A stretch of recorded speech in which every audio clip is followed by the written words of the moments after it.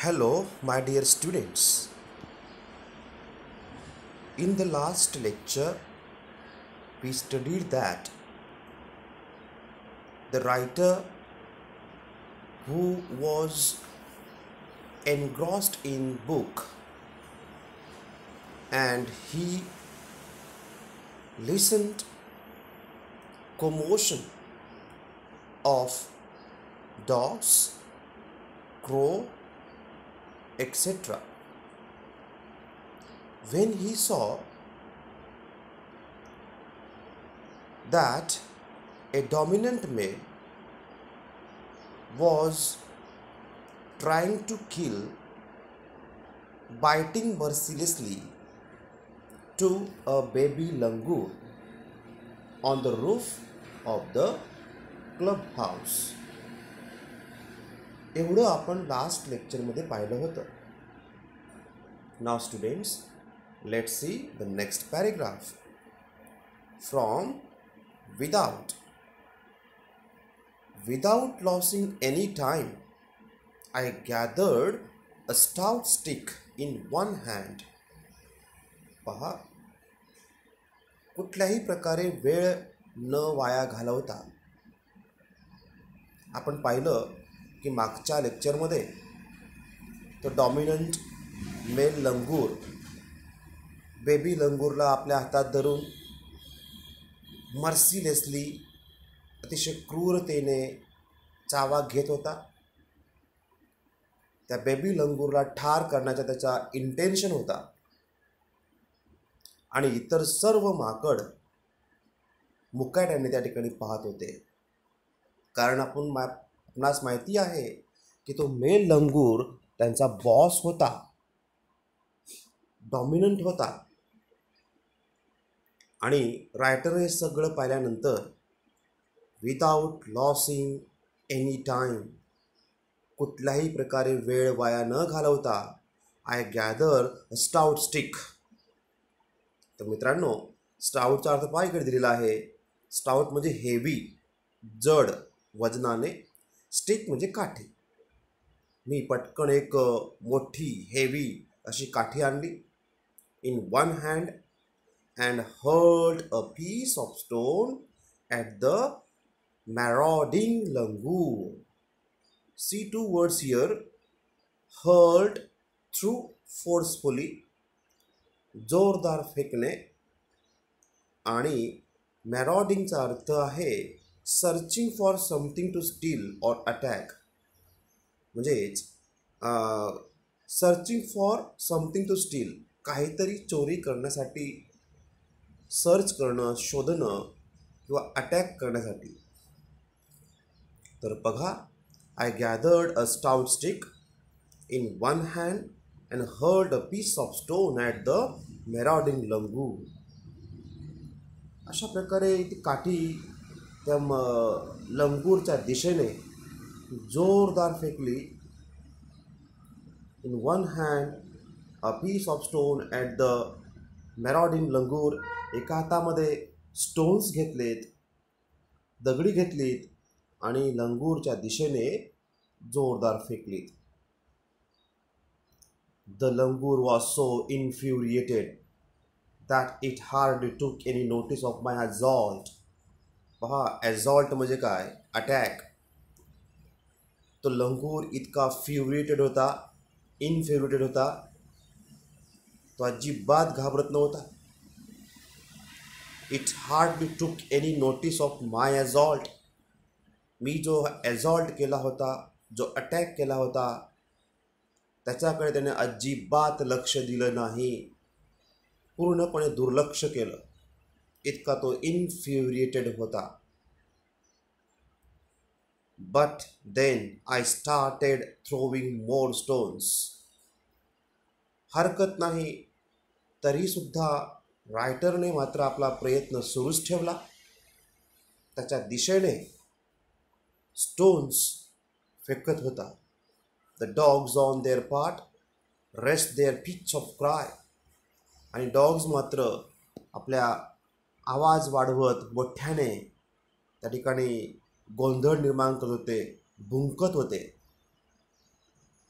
In this way, here the writer was trying to rescue that baby langur from that dominant male langur, but that male langur was did not notice any assault from the writer. The changed circumstances and the sudden unexpected attack from unknown quarters forced the langur to drop the baby from the sloping roof over the veranda. पहा, एक चांगली गोष्ट या ठिकाणी आपण पाहत आहोत. The changed circumstances म्हणजे काय? परिस्थिती, बदललेली परिस्थिती. सडन अनएक्सपेक्टेड अटॅक, अचानक, सडन म्हणजे अचानक, अनएक्सपेक्टेड अनपेक्षित झालेला हल्ला. पहा, द चेंज्ड सर्कमस्टन्सेस, बदललेल्या परिस्थितीमध्ये, the sudden unexpected attack from unknown quarters forced the langur to drop the baby. अचानकपणे त्या ठिकाणी जो हल्ला होतोय, अनपेक्षित हल्ला होतो त्याच्यावरती, आणि त्यामुळे ती जी बदललेली परिस्थिती होती त्या लंगूरने त्या बेबी लंगूरला सोडलं. Drop the baby from the sloping roof over the veranda. त्या स्लोपिंग रूफवर त्याला सोडलं आणि तो बेबी लंगूर वरंड्यावरती आला. The baby was listless and appear to be dead.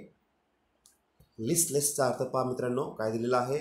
Without any energy, म्हणजे त्या ठिकाणी तो पूर्णपणे अशक्त झालेला होता. ॲपियर टू बी डेड म्हणजेच ज्याप्रमाणे मृत्यूशी तो झुंज देत होता, अशा प्रकारची अवस्था मेल लंगूरने केली होती. आपण असं सांगू शकतो, बोलू शकतो की काही मिनिटे, काही तास, अर्धा तास, पाऊण तास जर ह्या रायटरनी त्या ठिकाणी बचाव केला नसता तर नक्कीच त्या ठिकाणी मेल लंगूरने त्या बेबी लंगूरला ठार केलं असतं. As it body started to slide down, the excitement of the pack of dogs grew manifold at the prospect of the good kill and meal. पहा मित्रांनो, हार्डवर्ड्स खूप आहेत त्या ठिकाणी, आपणास ते लिहायचे आहेत.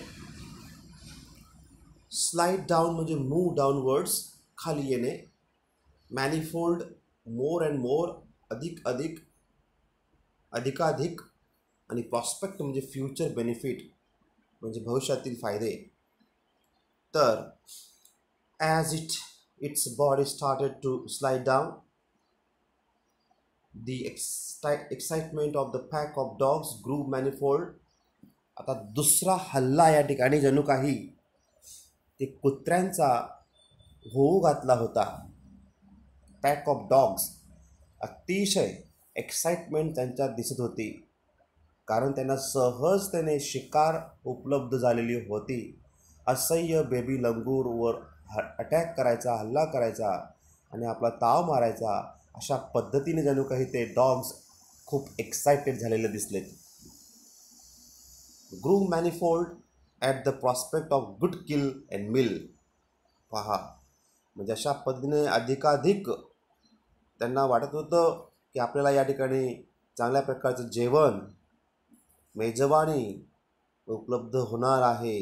Prospects of the good kill and meal. तर the keeping dogs, just wait,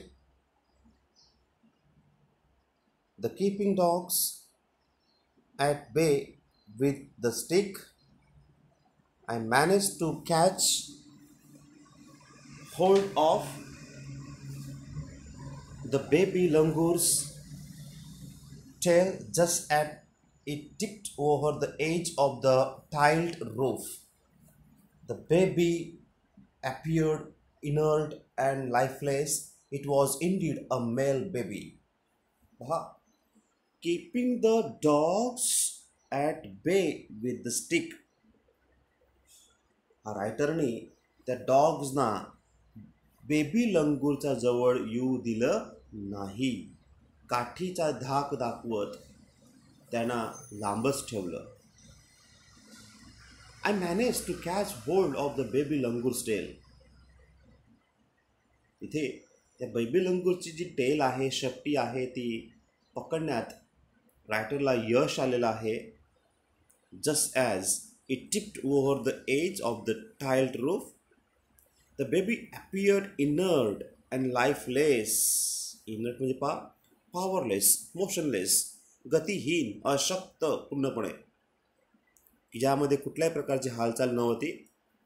the baby appeared inert and lifeless. जणू काही तो शेवटच्या घटिका तिथे काउंट करत होता. टोटली मोशनलेस, खूप छान, म्हणजे कुठलीही तिथे हालचाल नव्हती. He was indeed a male baby. आणि तो मेल बेबी होता. Let's see. By this time my parents and sisters had come out onto the veranda and were witnessing my rescue operation.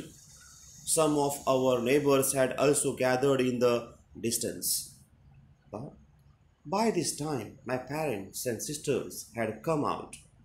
आणि अशा वेळेत माझे पॅरेंट्स, बहिणी त्या ठिकाणी वरंड्यावरती आलेत. And were witnessing my rescue operation. आणि जे मी त्या बेबी लंगूरला सोडवण्याचा प्रयत्न करत होतो, रेस्क्यू ऑपरेशन सुरू होतं, ते त्यांनी पाहिलं. Some of our neighbours had also gathered in the distance.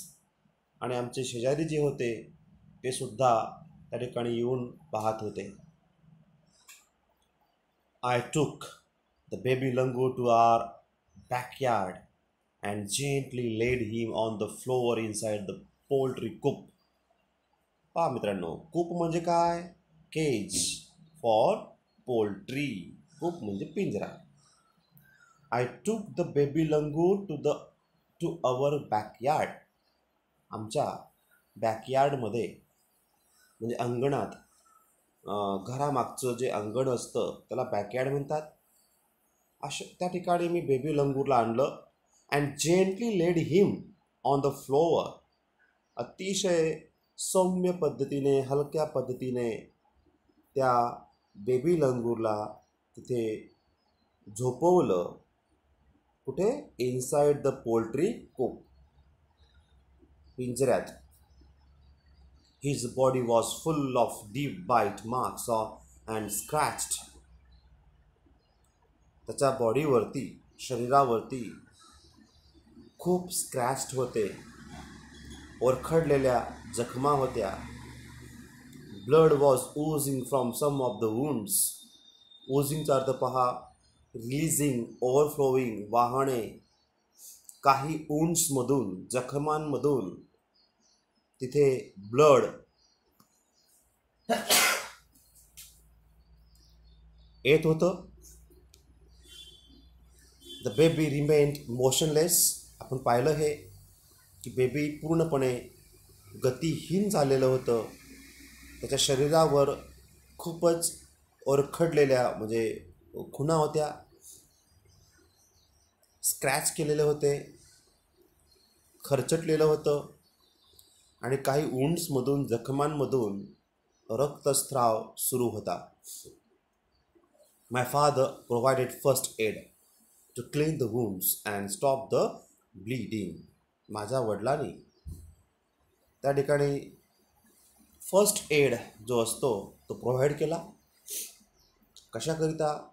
की जे वुंड होतं, जे जखमा होत्या, ते क्लीन करून ब्लिडिंग थांबवणं, त्याला पट्टी करणं, यासाठी. Even though his breaths were swallow.